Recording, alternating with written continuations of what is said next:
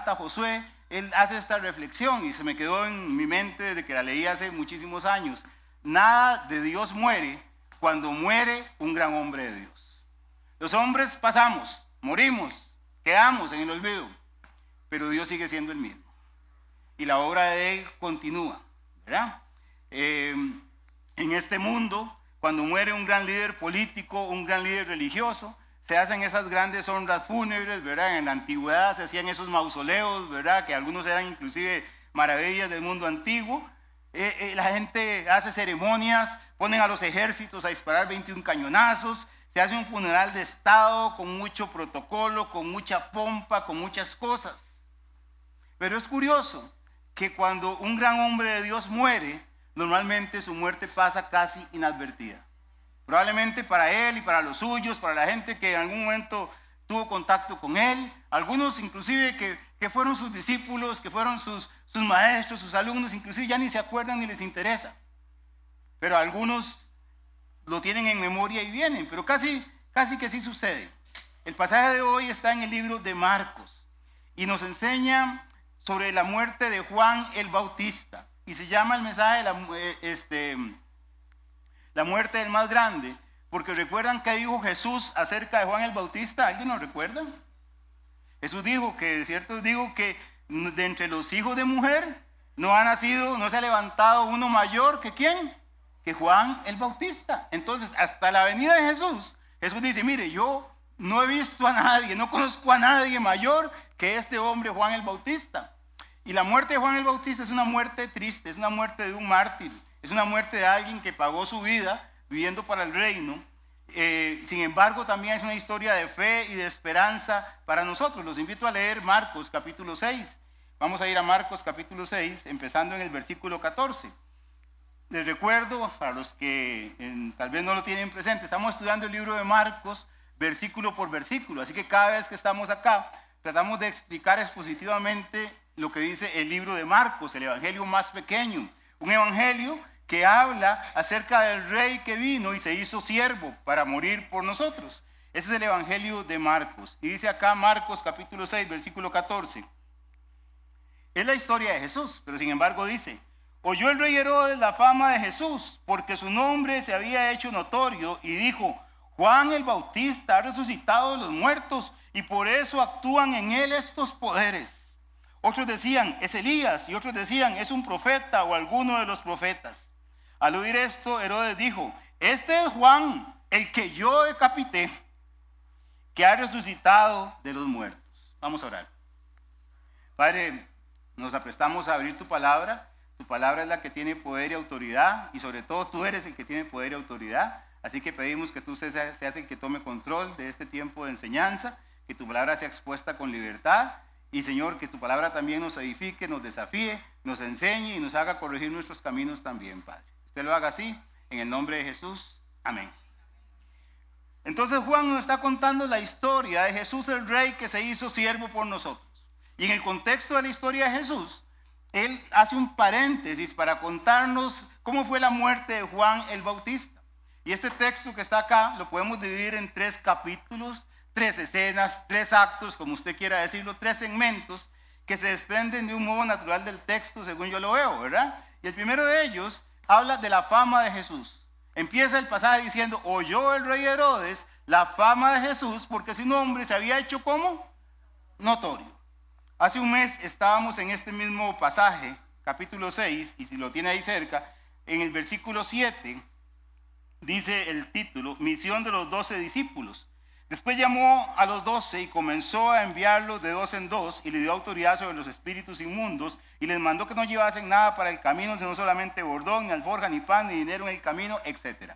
En este pasaje que habíamos visto hace un mes, el ministerio de Jesús era un ministerio que estaba centrado únicamente en él. Jesús andaba con algunos que le seguían, algunos discípulos, algunas personas que él mismo había llamado, pero hasta este punto de la historia, Jesús era el centro, él era el que enseñaba. Él era el que escogía, él era el que sanaba, él era el que predicaba, él era el quien expulsaba demonios. Y ese grupo de seguidores estaban con él, algunos ya los había denominado apóstoles, comisionados, enviados, ¿qué significa eso? Pero estos simplemente estaban ahí aprendiendo, viendo, teniendo relación con Jesús, estaban en ese momento, compartiendo el pan con Él, pasando vida con Jesús.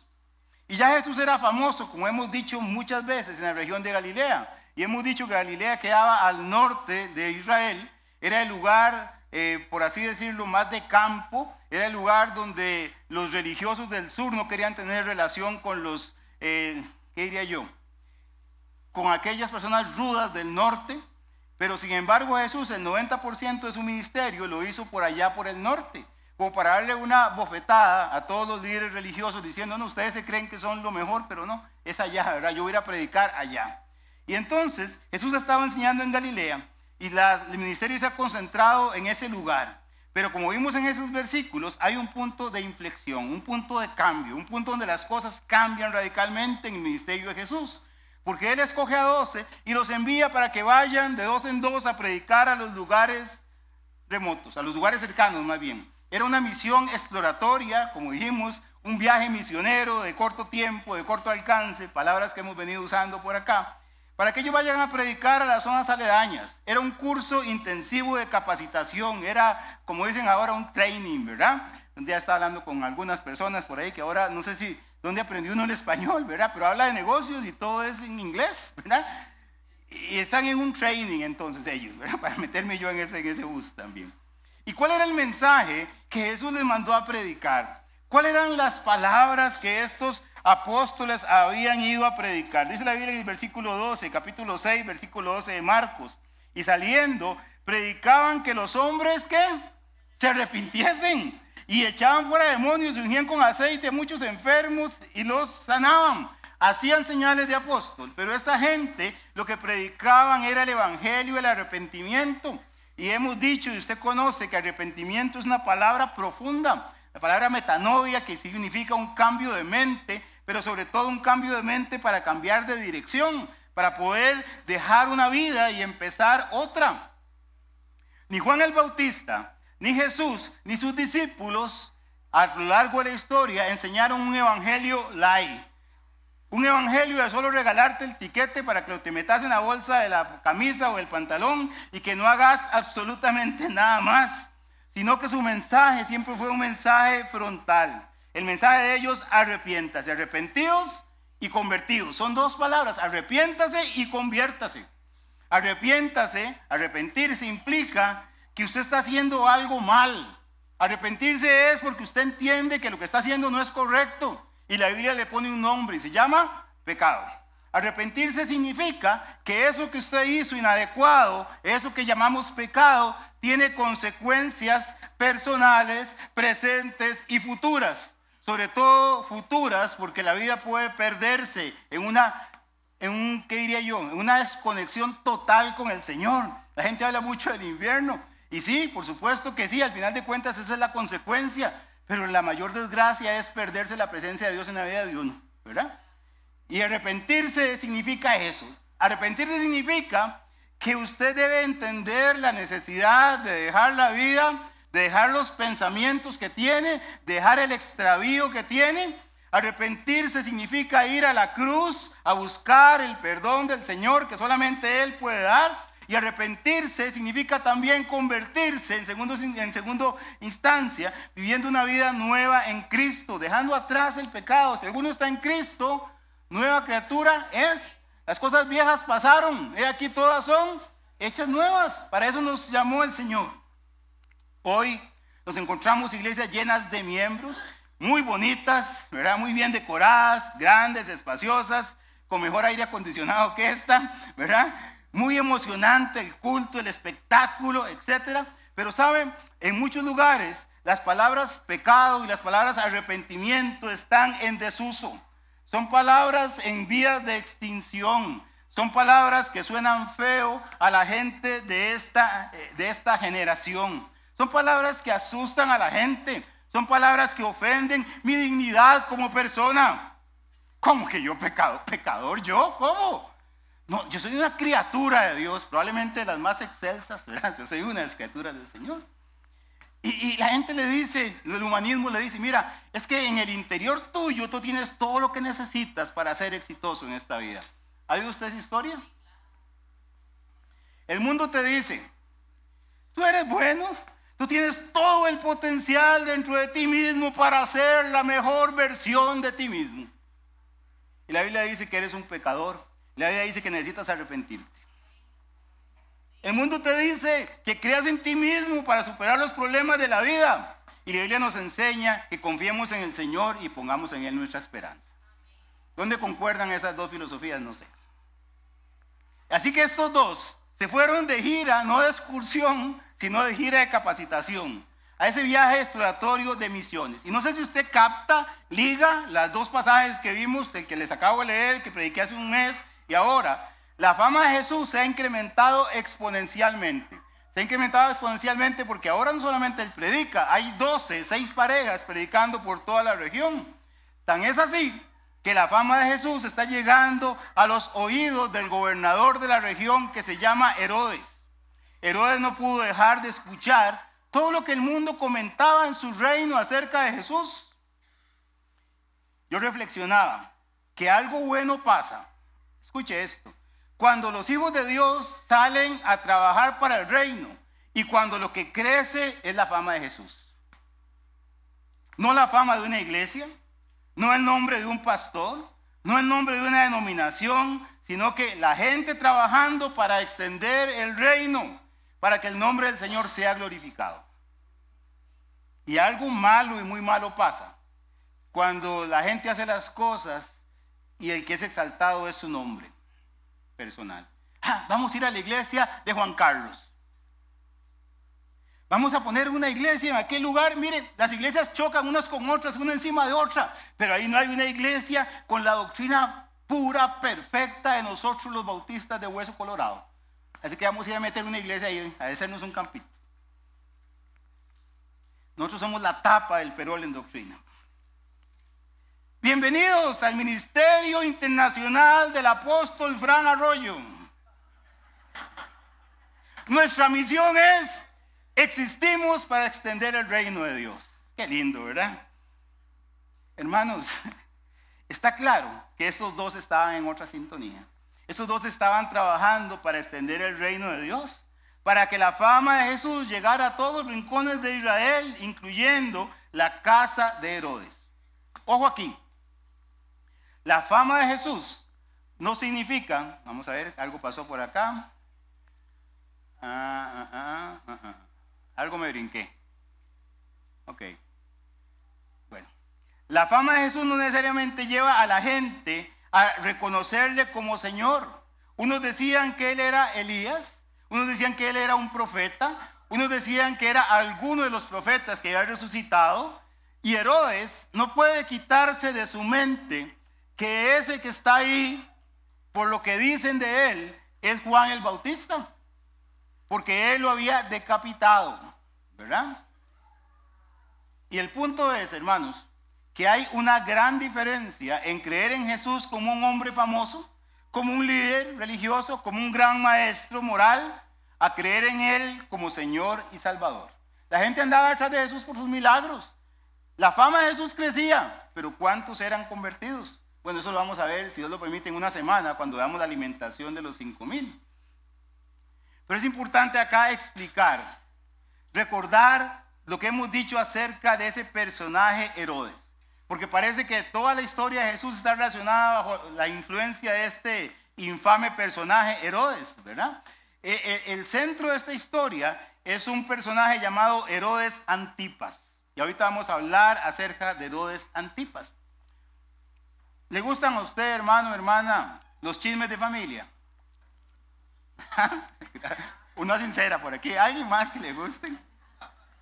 ¿Le gustan las novelas turcas?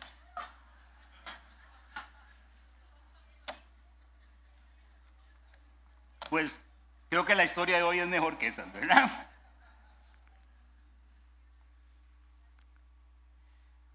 Empecemos por devolvernos, algo está pasando, pero bueno. El Imperio Romano. El Imperio Romano en estos tiempos era un imperio grandísimo. Abarcaba ahí desde Hispania o España, ¿verdad?, hasta el lado de Asia. Todo eso que está en rojo, lo que está en celeste, lo que ustedes no pueden ver porque está en verde por ahí, que está Judea, todo eso era el Imperio Romano, era un vasto imperio. esta gente gobernaban haciendo provincias, ¿verdad? Y todavía algunas de esas provincias las tenemos casi con los mismos nombres, ¿verdad? Algo está aquí, ok. Por acá está Hispania, que es España, Bretaña, que es Gran Bretaña, y ahí van todas. Y por acá está la provincia de Judea, una provincia que quedaba ahí muy al fondo, una provincia que queda largo de Roma. Y esta gente, los romanos, ponían en cada una de esas provincias a un gobernante romano, a alguien que había nacido ahí en el seno del imperio. Pero en el caso de Judea, que está ahí, en el caso de Judea la cosa fue diferente, porque Judea tenía problemas. Decía el emperador Adriano que los judíos son fanáticos de un solo Dios. La provincia de Judea era una provincia rebelde, porque su formación religiosa a ellos les impedía conciliar, vivir bajo el dominio de los romanos, porque ellos eran con múltiples dioses, y entonces los judíos eran tremendos con eso todavía, ¿verdad? Y entonces los romanos tuvieron una idea excelente. Dijeron, bueno, no pongamos un gobernador romano porque se nos va a hacer un problema. Saquemos a licitación pública, ¿verdad?, la provincia de Judea, y que ellos ahí pongan un gobernador. Y entonces lo sacaron a licitación, y la familia de Herodes, el grande, Herodes el tetrarca, que vamos a ver ahora, este hombre fue el que ganó la licitación, por así decirlo, pagó un montón de dinero, y entonces le dieron la provincia de Judea bajo administración. No era un rey en sí mismo, era un gobernador. Y esta provincia lo que hacía era pagarle impuestos a Roma. Roma no se metía mucho con Judea, salvo que hubiera una rebelión, y ellos tenían ahí a un gobernador que año con año les daba la plata, que era lo que a ellos les interesaba, y los dejaban vivir con su religión y sus cosas. Un poco este es el contexto de por qué llega Herodes. Yo no sé qué es lo que está pasando, pero todas están hasta en orden diferente, yo creo. Ok. Empecemos por acá. Herodes el Grande. La historia empieza con este Herodes, eso es lo que les conté. Él tuvo 4 esposas, entre las que se conocen, ¿verdad? Ahí están todas ellas. Y tuvo varios hijos. Este Herodes el Grande era un hombre despiadado. De hecho, de esos hijos que él tenía, mató a 2, ¿verdad? Mató a los del Sanedrín, mató a los niños. ¿Recuerdan la historia de Mateo capítulo 2? Es este Herodes el Grande, el tetrarca. Este hombre es, ¿verdad? Este hombre puso la ejecución de los niños y mató, como les digo, a sus propios hijos. Este hombre, además de esta parte mala y despiadada, fue un gran constructor. Aquí es que yo no sé si soy yo el quedando mal hoy, pero él hizo varias obras especiales. El templo de Jerusalén, el segundo templo, en los tiempos de Jesús, que Jesús decía, mire, ese templo en 3 días lo voy a derribar, ¿verdad? Ese era el templo, un templo magnífico. Este hombre hizo las obras marítimas en Cesarea, que todavía se conservan las ruinas. Hizo Masada, que es el palacio de Herodes, aquí arriba, era donde estaba, el palacio de invierno. Y en el año 70, cuando Tito destruyó la ciudad de Jerusalén, ahí se fueron a esconder los últimos judíos. Y ustedes han oído la historia, visto las películas, que de ahí se suicidaron, ¿verdad? Y también tenía otro edificio muy famoso llamado el Herodium, ¿verdad? Todo esto para decirles que este hombre era un hombre magnífico, ¿verdad? Un hombre que tenía una grandeza, y por eso le llamaban Herodes el Grande. Y después tuvo a estos hijos, que fueron Alejandro, Aristóbulo, Arquelao, Antipas, Herodes Filipo y Filipo. Y ellos, algunos como Aristóbulo, no era muy buen tipo, y entonces lo cambiaron por Agripa. Y al final de esos hijos, el reino, cuando murió Herodes, se dividió en 4. Por eso ustedes oyen la palabra tetrarcas, un reino de 4. Uno de ellos era Agripa, uno de ellos era Arquelao, otro era Antipas y otro era Filipo. Esa es la historia, ¿verdad? Estos 4 que están ahí. Y entonces, el hombre de nuestra historia hoy, ¿verdad? Es Herodes Antipas, dije, ¿verdad? Sí, ok.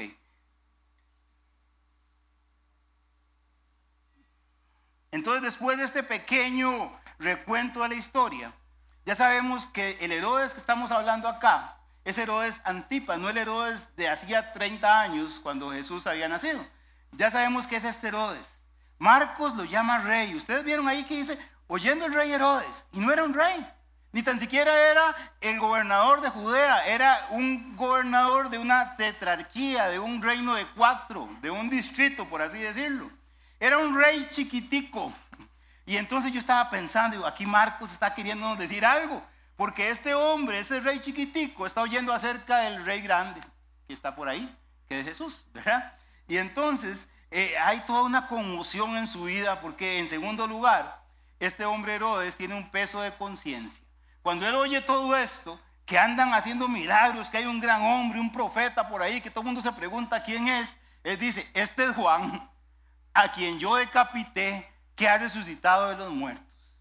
Y aquí hay una serie de ideas interesantes, pero es evidente que cuando él le cuentan esta historia, los milagros, Herodes hace una conexión entre su mente y su corazón y sus manos sucias y piensa que es Juan resucitado. Me llama la atención porque Herodes, la jerarquía herodiana, ellos eran idumeos, hijos de Edom, enemigos de Israel en el fondo, desde el principio. Esta gente no tenían una conexión real con las leyes ni con las costumbres de los judíos. En los judíos hay una idea muy asentada acerca de la resurrección. Sin embargo, para Herodes eso no le importaba, pero ahora él piensa como judío y dice, ¿será que ha resucitado Juan de entre los muertos? ¿Verdad? Entonces él empieza a pensar de esa manera. Él tiene una influencia diferente. No sé exactamente cómo eran sus noches, pero estoy seguro que Herodes tenía un cargo de conciencia por lo que le había hecho a Juan el Bautista, ¿verdad? Hay un cuento ahí muy famoso de Edgar Allan Poe que se llama Un corazón delator, no sé si lo ha leído, pero ese título le queda muy bien. El corazón delator de este hombre Herodes estaba latiendo, ¿verdad? Este hombre estaba pasando sus noches sin dormir tranquilo por lo que había hecho. Y si leemos la historia que Marcos nos narra, encontramos algunos aspectos interesantes de resaltar. Vamos a ir a Marcos otra vez, capítulo 6. Vea lo que dice el versículo 17. Porque el mismo Herodes había enviado y prendido a Juan y le había encadenado en la cárcel por causa de Herodías, mujer de Felipe su hermano, pues la había tomado por mujer.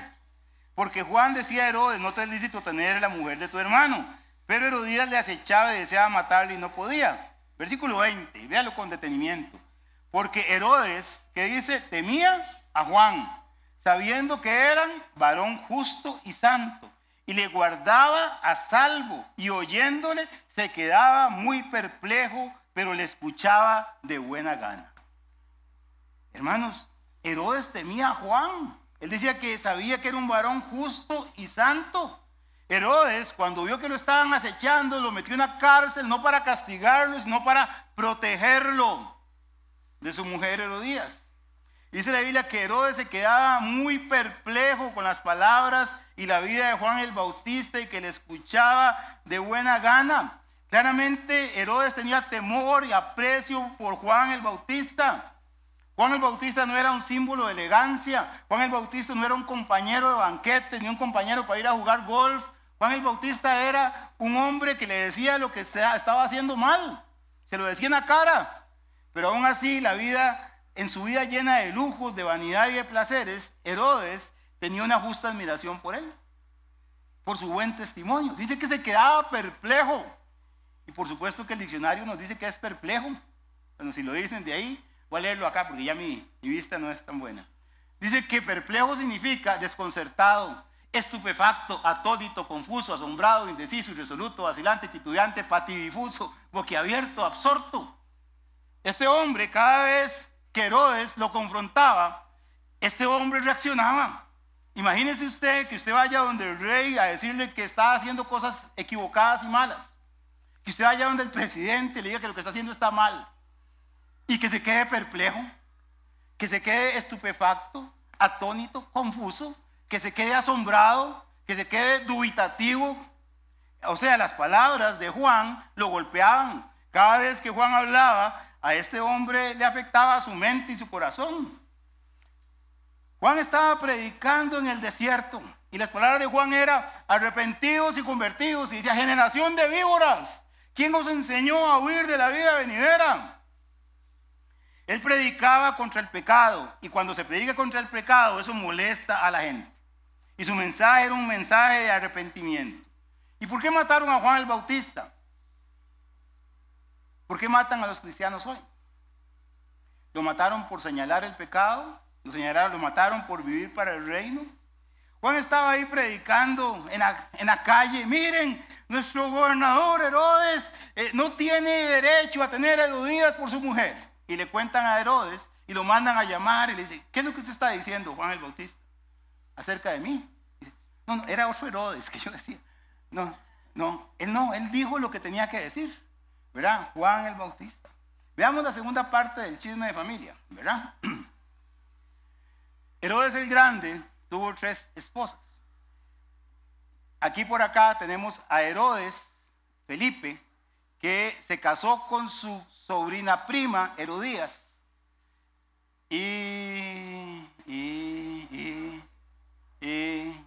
Okay. Bueno, estábamos con acá. Herodes Felipe se casó con Herodías y tuvieron a Salomé, que se llama esa muchacha que bailaba, que ahora la vamos a ver, se llama Salomé, ¿verdad? Eso dice un escritor de la época llamado, ahorita le digo el nombre. Y entonces Herodes se había casado con su sobrina prima, y ahora este Herodes, que es primo de Herodes, se casa con su sobrina prima Herodías, ¿verdad? Y es su esposa. En otras palabras, era un desastre ahí. Y entonces Juan andaba ahí predicando eso. Juan se mantuvo ante el rey y le dijo lo que tenía que decir. Herodes, eso está mal, no tienes derecho. Y por supuesto que eso le molestó. Eso lo ponía mal delante del pueblo. Pero yo me puse a pensar, en realidad este hombre que está en una posición de autoridad, ¿qué tanto mal le haría que Juan el Bautista le dijera que estaba pecando? ¿Qué tanto mal? No creo que le generara una presión social adicional, además del mal rato. Ya Herodes tenía, si estuviéramos en el tiempo de hoy, mala prensa, malas redes sociales, la gente hablaba de él, los judíos lo odiaban, ¿verdad? Él no tenía temor de que la gente hablara mal de él, de por sí hablaba mal de él. Era un lacayo de Roma, daba suficientes motivos para odiarlo. Los romanos, nada tenían que decirle a los romanos vivían en esa vida y vivían a 1000 kilómetros de distancia, 2000 kilómetros. Los judíos no tenían poder sobre él, los fariseos, él tampoco era religioso. Entonces, ¿qué era lo que le importaba? Y aquí el punto, hermanos, es que no importa quién sea usted, no importa dónde esté parado o sentado, no importa sus títulos, pero cuando usted está haciendo lo incorrecto, cuando le señala el Espíritu Santo de Dios que usted está haciendo algo mal, usted tiene que corregirlo. Porque ahí está Dios trabajando en la vida de la gente. Y ahí no valen sus títulos, ahí no vale su nombre. La luz reveló el corazón de Herodes y por eso él tenía temor. Y además él se vio influenciado por su mujer de ese momento, que se llamaba Herodías. La persecución y la muerte de Juan el Bautista nace en el corazón de Herodías. Y como en las novelas siempre hay una villana, ¿verdad? Y una mala con poder es una mala muy mala, ¿verdad? Dice la Biblia en el versículo 19, no sé si usted lo leyó. Dice que Herodías, la mujer de Herodes, le acechaba, oiga estas palabras, creo que las tengo acá. Le acechaba, deseaba matarle y no podía, porque la vida de él no le estaba concedida. ¿Por qué no podía? Porque estaba protegido por Herodes. Y esas cosas, esos cuadros de la Biblia, ¿recuerdan ustedes que Juan el Bautista es tipo de un profeta del Antiguo Testamento? ¿Quién era? Elías. Elías tuvo una enemiga que se llamaba Jezabel, que lo persiguió para matarlo. Jezabel era casada con Acab, y Acab era un rey, pero no, en realidad no estaba matando ni persiguiendo a Elías. Fue su mujer la que quiso eliminar el culto al Señor, eliminar los profetas del Señor, y eso incomodaba su vida. El mensaje de Elías incomodaba la vida de ella y por eso quiso hacer que se extinguiera. Hermanos, no les digo nada nuevo. La luz en las tinieblas resplandece. Por eso el movimiento del enemigo será siempre atacar la luz, buscar que se extinga. Usted es un inconverso en su vida, vive ahí en un absoluto desastre, en una pura fiesta con sus compañeros de trabajo, haciendo todas las barbaridades. Si usted es buena gente, usted es, perdón la expresión, pura vida. Pero conviértase usted, cambie de vida y no comparta las cosas que hacían antes. ¿Qué pasa con usted en su trabajo? santulón, hipócrita, todo lo demás. Los que nunca le hablaban, lo invitan para que salga con usted el fin de semana a pasear. Y si usted decide ser fiel, va a tener problemas. Porque la luz siempre choca con las tinieblas. ¿Lo repite conmigo? La luz siempre choca con las tinieblas. En el pasado los profetas de Dios fueron perseguidos y muertos. Capítulo 11 del libro de Hebreos, ahí donde está la lista de todos estos personajes. ¿Puede leerlo conmigo? Hebreos capítulo 11. Dice la Biblia, versículo 32 en adelante. Dice aquí el autor de Hebreos. ¿Y qué más digo? Porque el tiempo me faltaría contando de Gedeón, de Barak, de Sansón, de Jefté, de David, así como de Samuel y de todos los profetas que por la fe conquistaron reinos, hicieron justicia, alcanzaron promesas, taparon bocas de leones, apagaron fuegos impetuosos, evitaron a filo de espada, sacaron fuerzas de debilidad, se hicieron fuertes en batallas, pusieron en fuga ejércitos extranjeros, las mujeres recibieron sus muertos mediante resurrección, mas otros fueron atormentados, no aceptando el rescate a fin de obtener mejor resurrección. Otros experimentaron vituperios y azotes, y más de esto, prisiones y cárceles. Fueron apedreados, aserrados, puestos a prueba, muertos a filo de espada, anduvieron de acá para allá cubiertos de pieles de ovejas, de cabras, pobres, angustiados, maltratados, de los cuales el mundo no era digno, errando por los desiertos, etcétera, etcétera, etcétera. Todos los profetas antes fueron perseguidos y muertos. Los primeros creyentes fueron perseguidos y muertos. 10 persecuciones oficiales tuvo Roma entre el año 60 y el año 300 contra los cristianos, mártires en el siglo romano, y así ha sido por miles de años. Hoy las personas que predican el evangelio están siendo hoy masacradas en Siria. Casi el 90% de los cristianos han tenido que huir de un régimen que hace poquito salieron diciendo que iban a respetar a todo el mundo. 90% de los cristianos han tenido que huir para no ser masacrados. Estos días ustedes han visto las noticias. En el Congo, 70 cristianos fueron muertos, decapitados, igual que Juan el Bautista, en una iglesia.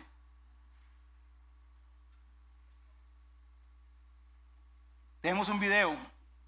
Les pido que nos apaguen la luz y vamos a tener un video. Son 5 minutos que vale la pena que usted los vea. Que vive para el reino, que es perseguida, masacrada por predicar el mensaje del evangelio. Y nosotros, y yo incluido con un yo grandísimo ahí, ¿dónde estamos? Es que estoy muy ocupado, tengo mucho que hacer los domingos para venir a adorar a Dios.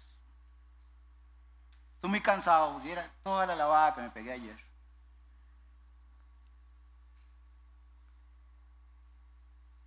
Vamos a ir a Marcos para ver el tercer punto.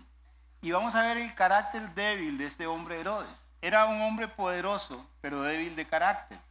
Versículos 21 en adelante. Creo que ya leímos alguna parte de ellos en todo caso. Versículos 21 en adelante, sí. Dice así, empieza con esta frase. Pero venido un día oportuno en que Herodes en la fiesta de su cumpleaños daba una cena a sus príncipes y a tribunos y a los principales de Galilea, entrando la hija de Herodías, danzó y agradó a Herodes y a los que estaban con él a la mesa, y el rey dijo a la muchacha, pídeme lo que quieras y yo te daré, y yo te lo daré. Y le juró, todo lo que me pidas te daré hasta la mitad de mi reino. Saliendo ella dijo a su madre, ¿qué pediré? Ella le dijo, la cabeza de Juan el Bautista.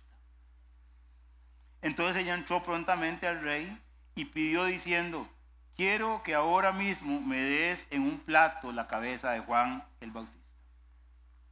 Y el rey se entristeció mucho. Pero a causa del juramento y los que estaban con él a la mesa, no quiso desecharla. Y enseguida el rey, enviando a uno de los guardas, mandó que fuese traída la cabeza de Juan. El guarda fue, le decapitó en la cárcel y trajo su cabeza en un plato. Y la dio a la muchacha, y la muchacha se la dio a su madre. Cuando oyeron esto, los discípulos vinieron y tomaron su cuerpo y le pusieron en un sepulcro. Triste la historia, ¿verdad?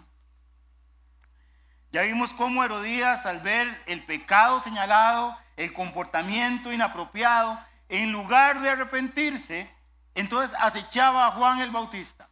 Y llegó el día perfecto, llegó el día oportuno.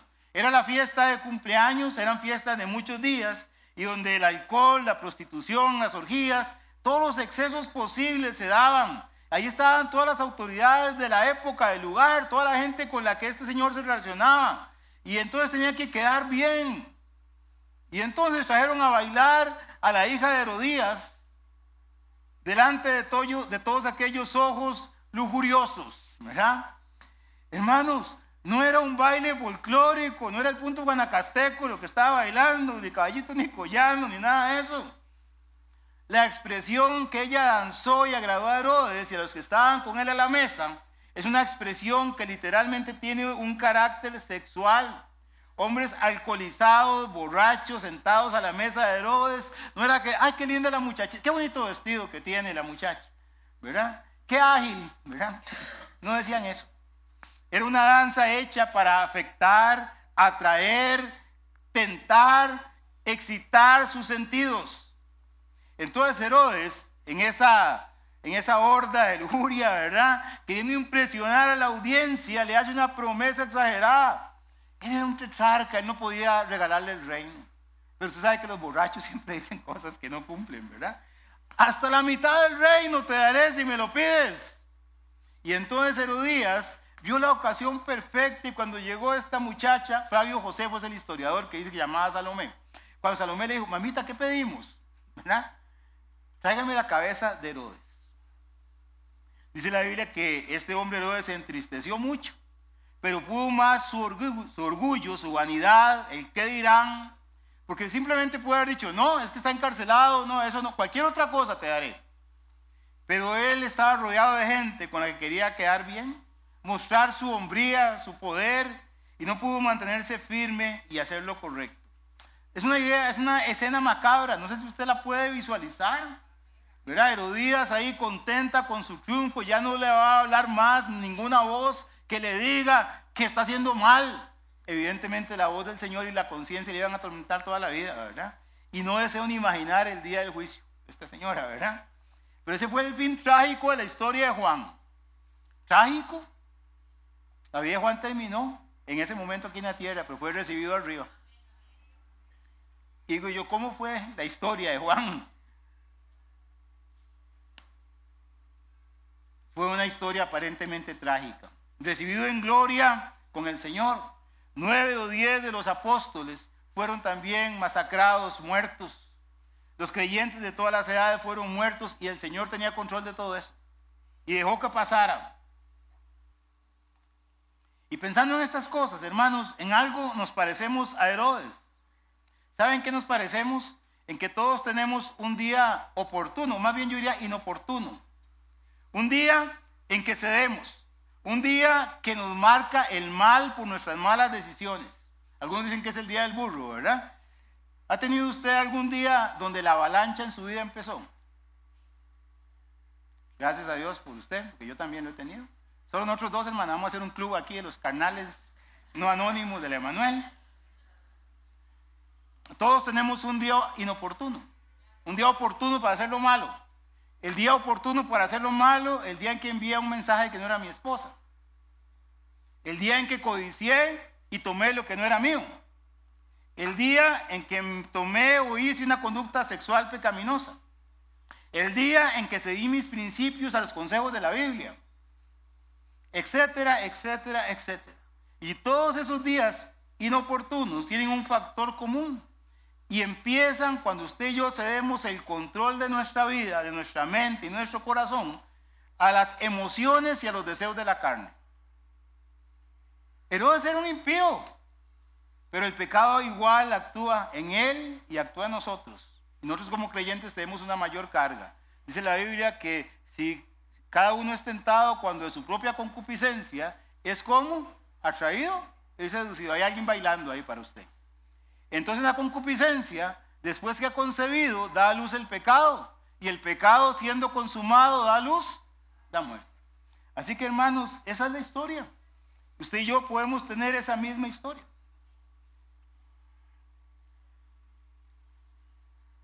Doce reflexiones para nosotros hoy. Dice usted, pero ya son las 11:40, 5 minutos. Bueno, 8 minutos para que no digan que soy un mentiroso. Una, usted y yo estamos llamados a trabajar para el reino de Dios, a vivir para el reino. Y nuestra única meta debe ser exaltar su nombre. Nuestra única meta debe ser que la fama de Jesús se extienda. Esa debe ser nuestra meta. Como ha venido enseñando Juan Carlos, cada uno de nosotros nos fue dado, él dijo la semana pasada, creo, una caja de regalos, dones, talentos, habilidades. Yo lo llamo a eso una lonchera, un kit de supervivencia para vivir aquí en la tierra. Esos dones son para ser utilizados para extender el reino de Dios. Y los apóstoles lo estaban usando para esto en este momento. 3. Herodes tenía un peso de conciencia por su pecado en contra de Juan el Bautista. Y sabe, no importa quién sea usted, Dios puso en el corazón de cada hombre y de cada mujer una lumbrera que nos señala lo que está bien o lo que está mal. Usted puede ser ateo, que usted sabe qué está bien y qué está mal de lo que hace. Así que no importa quién sea usted, no somos inocentes y tenemos que rendir cuentas un día por lo que hacemos. 4. Al convertirnos usted y yo, a pesar de todo eso, además de que tenemos la conciencia, Dios nos da su palabra y nos da el Espíritu Santo para que tengamos mayor claridad de conciencia, para que tengamos más luz. Así que si usted y yo pecamos, lo hacemos con mayor conocimiento. Y el que peca con mayor conocimiento tiene una mayor responsabilidad y le será demandado más. ¿Cierto o no? Herodes tenía un genuino interés por Juan el Bautista y lo respetaba porque predicaba muy bien, porque tenía un mensaje poderoso. Sí, seguro que sí. Pero más que todo porque era un hombre justo y santo. No era lo que salía de la boca de Juan, era lo que era Juan, lo que de alguna manera le impactaba. Hoy, hermanos, tenemos montones de hombres poderosos en los púlpitos, gran elocuencia, gente que no es tartamuda como uno, gente que sabe predicar, pero que tienen un carácter débil. Y los deseos de la carne, los deseos de los ojos y la vanagloria de la vida los hunden. Gente con una boca de oro, pero con los pies de bronce y los pies de barro. Juan fue un hombre de una sola pieza, valiente para enseñar el pecado delante de quien fuera. 6. El mensaje de arrepentimiento siempre será repelido, odiado, perseguido, porque ataca nuestro corazón, nuestra conciencia y nos deja en evidencia. Deja en evidencia nuestra oscuridad de mente y de corazón. Para quedar bien, en punto número 7, la iglesia contemporánea ha diluido el mensaje del evangelio por un evangelio light, inofensivo, complaciente con el pecado, que solo menciona la gracia, pero no menciona la justicia de Dios. 8. El mensaje que hoy se predica en las iglesias es un mensaje basado en nosotros, en lo que deseamos, en quedar bien, en cómo me siento, en cómo nos sentimos. Evangelio de la prosperidad es ejemplo típico. Mientras que el evangelio que predicó Juan el Bautista era un mensaje basado en la gloria de Dios. Lo que importa es la gloria de Dios. 9. Siempre hay un día oportuno para hacer lo incorrecto, lo malo y para pecar. Y eso implica que también hay un día oportuno para corregir nuestras vidas. El hermano Eduardo ayer nos compartió a los hombres un pequeño extracto de su testimonio.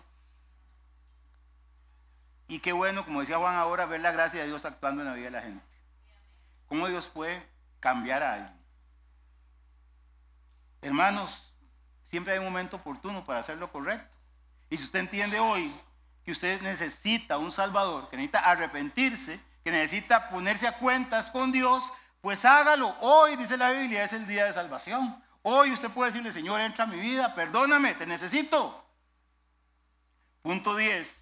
Herodes se entristeció, pero por su orgullo no dio marcha atrás. Y eso me enseña a mí que el orgullo, hermanos, es un impedimento, es el mayor impedimento para que usted pueda aceptar el mensaje de salvación. Porque usted tiene que humillarse, tiene que decir, soy un necesitado. Y la gente no quiere decir eso. Pero solo aquel que ha caído de rodillas delante del Señor puede entender lo que es arrepentirse. 11. Siempre hará un plan orquestado desde la oscuridad para que tomes decisiones pecaminosas que echan a perder tu vida. Y 12. Los santos hombres de Dios no recibieron reconocimientos en esta tierra. Fueron perseguidos, muertos por causa del mensaje, pero trabajaron para el reino, vivieron para el reino y recibirán su recompensa. La Biblia dice, los que sembraron con lágrimas, con regocijo, segarán. Irán dando y llorando el que lleva la preciosa semilla, mas volverá a venir con regocijo, trayendo sus gavillas. ¿Cómo es nuestro caminar? Un predicador decía, no lo van a leer desde allá, pero se los leo. Derramar lágrimas sin sembrar la semilla, no se logra nada. Estar llorando sin estar andando, en ninguna parte se llega. Es andando y es llorando. Vamos a orar.